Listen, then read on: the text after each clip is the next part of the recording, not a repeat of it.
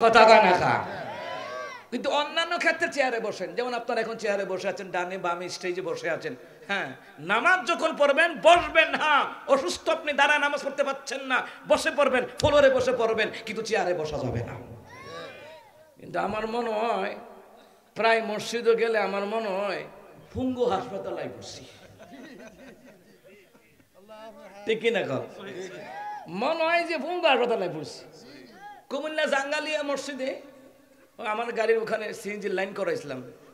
ও মা গো, ও মা ইয়ানো গিয়ে দি সিয়ার গন্তে করতে শেষ, আমি গন্যা দিই ৭৭টা। আমি কি আমার হাসপাতাল মনে এত রুগী নাই, ইয়ানো যত রুগী, পুরা মসজিদ চেয়ার আর চেয়ার। আমি কে ভঙ্গ হাসপাতাল এত চেয়ার নাই। চিন্তা করেন কারবারটা। নামাজ তো এতামসা, নামাজ তো এতামসাগিরি চলবে না। ফ্লোরে বসে নামাজ আদায় করতে হবে। চার মাযহাব ইমাম একমত। আপনি মাযহাব বাদ দিলে আপনি কোরআন হাদিসের কোও বুঝবেন না। কথা কয় না কা? কিছু লোক আছে আমরা মাযহাব তো কিতা মানে তুই, কথা কয় না, আছে না? আমার আমরা মাযহাব মারি না। আর বেটা মাযহাব কারকে বেটা এটা বুঝুনি বেটা। ইমাম আযম আবু হানিফা রাহিমাহুল্লাহ, ইমাম শাফিঈ রাহমাতুল্লাহ আলাইহি দুইটা মাযহাব না? ইমাম শাফিঈ রাহমাতুল্লাহ আলাইহি আলাদা, ইমাম আযম আবু হানিফা রাহমাতুল্লাহ আলাইহি আলাদা। তো ইমাম শাফিঈ রাহমাতুল্লাহ আলাইহি কো যে নামাজ ছাইরা দিব তারে মেরে লাও, মান তারাকা সালাহ মুতাআম্মিদান ফাকাদ কাফার। যে ব্যক্তি ইচ্ছে করে নামাজ ছেড়ে দিল সে কুফরি করলো। ইমাম আযম আবু হানিফা কো নামাজ ছাইরা দিলে যদি হগুলরে মেরে লাও লাগে তো বড় তো মুসল্লি হওয়া যেত না। এমন কিতা করো? ইমাম আযম আবু হানিফা হচ্ছে তিনি সহজ পদ্ধতিতে ফিকহি মাসালা বর্ণনা করে গেছেন, যার কারণে তিনি বলেছেন শাফি ভাই মাইরা লাইলে মুসলমান কইমা যাইব গা, তো কি করো? কই জেলখানা নিয়ে রেখে দাও।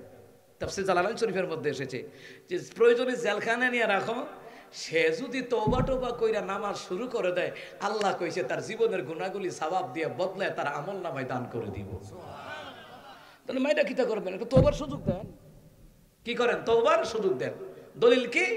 ইমাম আযম আবু হানিফা দলিল দেয়, ইল্লা মান তাবা ওয়া আমানা ওয়া আমিলা আমালান সালিহান ফাউলাইকা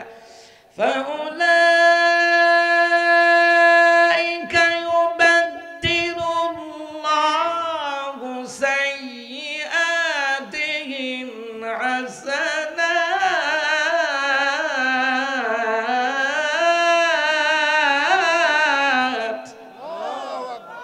ইমাম আযম আবু হানিফা রাহিমাহুল্লাহ কই শাফি ভাই শুনো, কেউ যদি ঈমান আনে তওবা করে, ইল্লা মান তাবা, তবে যদি কেউ তওবা করে নতুন করে ঈমান আমল করে, তার জীবনে যত গুনাহ আছে গুনাহগুলি সওয়াব দিয়া বদলায় আল্লাহ তার আমলনামায় দান করে দিবে।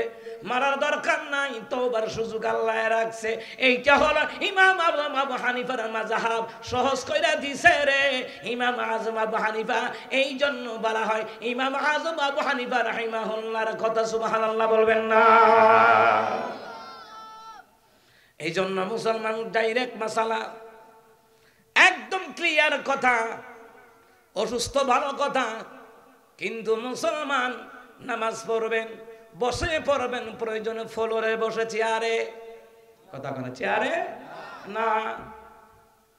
3 নাম্বার আল্লাহর জিকিরের পদ্ধতি। 3 নাম্বার হাদিসের মধ্যে এসেছে, দাঁড়ায় নামাজ পড়তে পারে না, অসুস্থ, বসে বসে নামাজ পড়বে। বসে বসে নামাজ পড়তে পারতেছে না, শুয়ে শুয়ে ইশারায় নামাজ আদায় করবে।